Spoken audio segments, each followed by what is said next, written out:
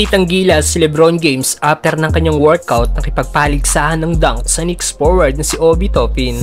Maraming bumilib sa nagagawa ni LeBron dahil sa edad nito. Pero bago yan, Luka Doncic at Kyrie Irving tiba-tiba sa kontratang makukuha sa Dallas Mavericks.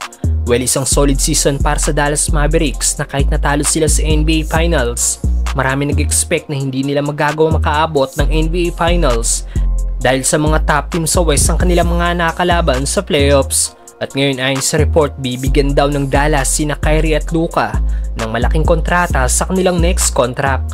Eligible nga po si Luka ng extension sa 2025 season kung saan projected ito na nakakahalaga ng 5 years, 346 million na magiging biggest contract sa history ng NBA.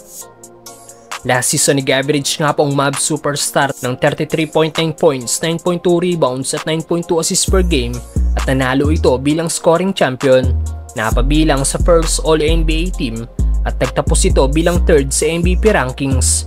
Para naman kay Kyrie, pwede nga po itong mag-resign sa Mavs at bibigyan siya ng team ng 4 years, $240 million. Last season ni Kyrie, nag-average naman nga po ito ng 25.6 points, 5 rebounds at 5.2 assists per game. At nag-rank si Irving bilang pang-7 sa Clutch Player of the Year. Deserve nga ba ni Kyrie at Luka ang ganito kalaking kontrata, mga brother?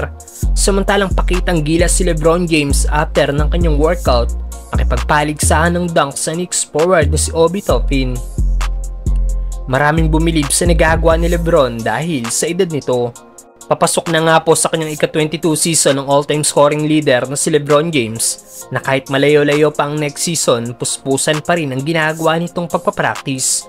At ngayon, viral nga po naging dunk contest ni LBJ laban sa Knicks forward na si Obi Toppin after ng kanilang workout. Narito ang naging paligsahan ng Knicks forward at ng 4-time season MVP.